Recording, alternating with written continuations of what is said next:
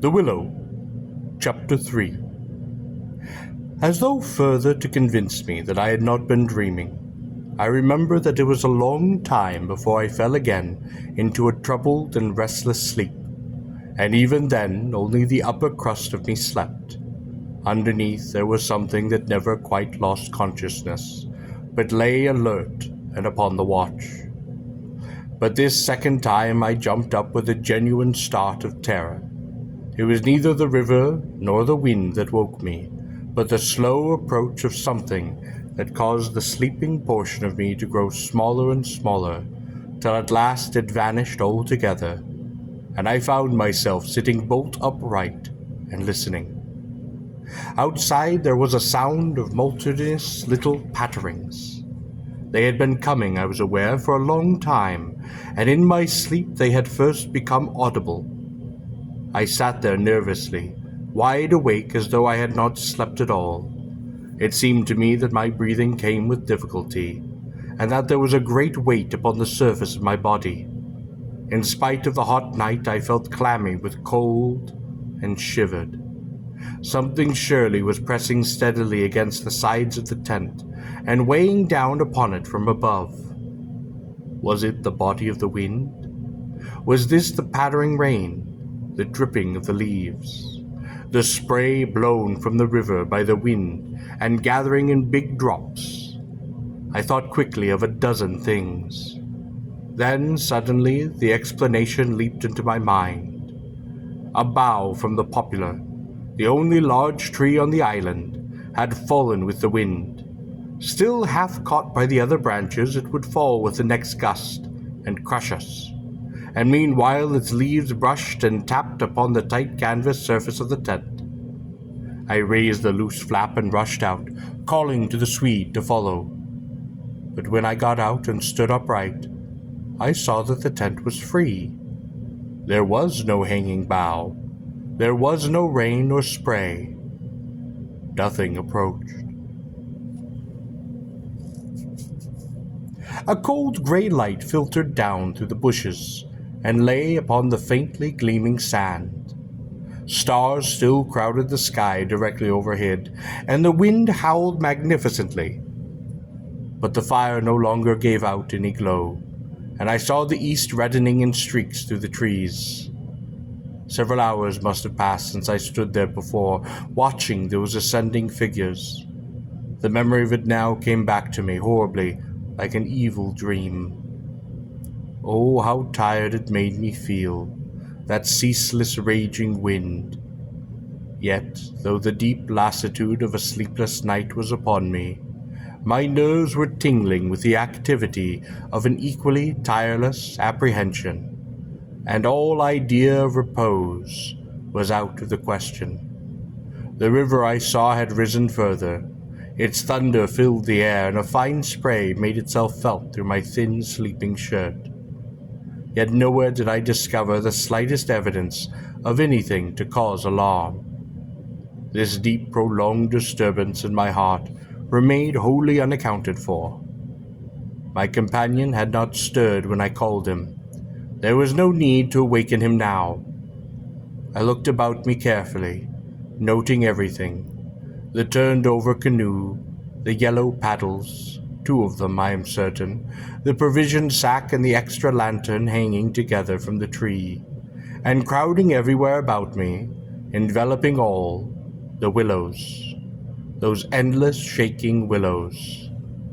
A bird uttered its morning cry, and a string of duck passed with whirring flight overhead in the twilight. The sand whirled, dry and stinging, about my bare feet in the wind. I walked around the tent, and then went out a little way into the bush, so that I could see across the river to the farther landscape.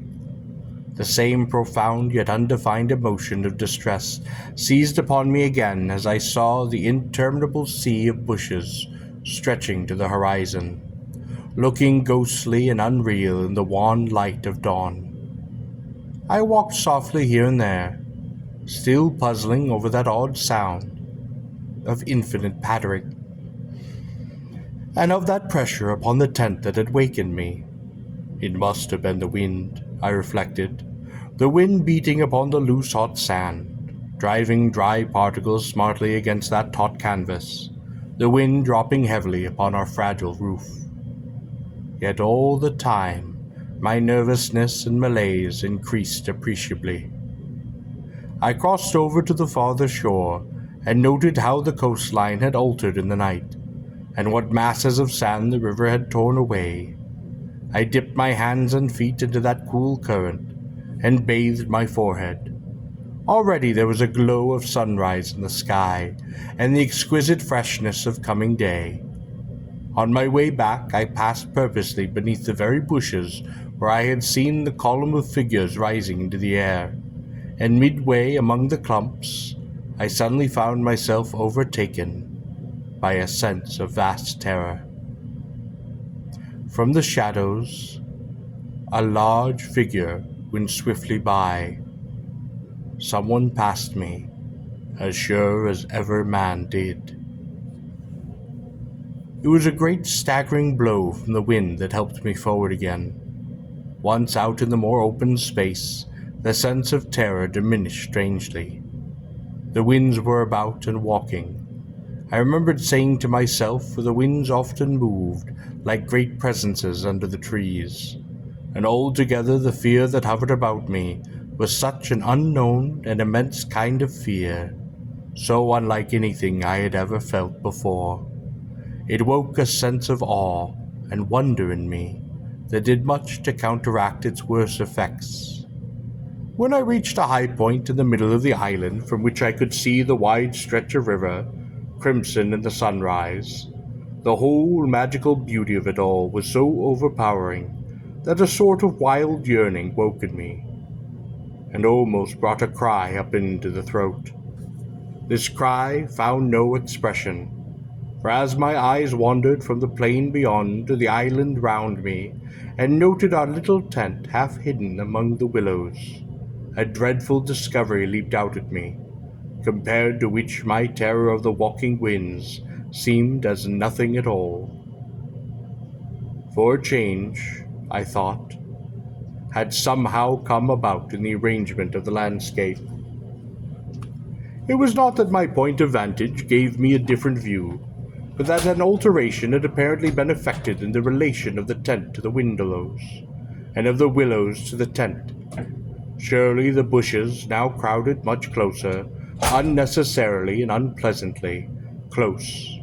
They had moved nearer, creeping with silent feet over the shifting sands, drawing imperceptibly nearer by soft, unhurried movements. The willows had come closer during the night, but had the wind moved them, or had they moved of themselves? I recalled the sound of infinite small patterings, the pressure upon the tent, and upon my own heart that caused me to wake in terror. I swayed for a moment in the wind like a tree, finding it hard to keep my upright position upon the sandy hillock. There was a suggestion here of personal agency, of deliberate intention, of aggressive hostility. It terrified me into a sort of rigidity. Then the reaction followed quickly. The idea was so bizarre, so absurd, that I felt inclined to laugh. But the laughter came no more readily than the cry, for the knowledge that my mind was so receptive to such dangerous imaginings brought the additional terror that it was through our minds, and not through our physical bodies, that the attack would come, and was coming. The wind buffeted me about. Very quickly, it seemed, the sun came up over the horizon. It was after 4 o'clock. I must have stood upon that little pinnacle of sand longer than I knew, afraid to come down to close quarters with the willows. I returned quietly and creepily to the tent, first taking another exhaustive look around, and yes, I confess it, making a few measurements.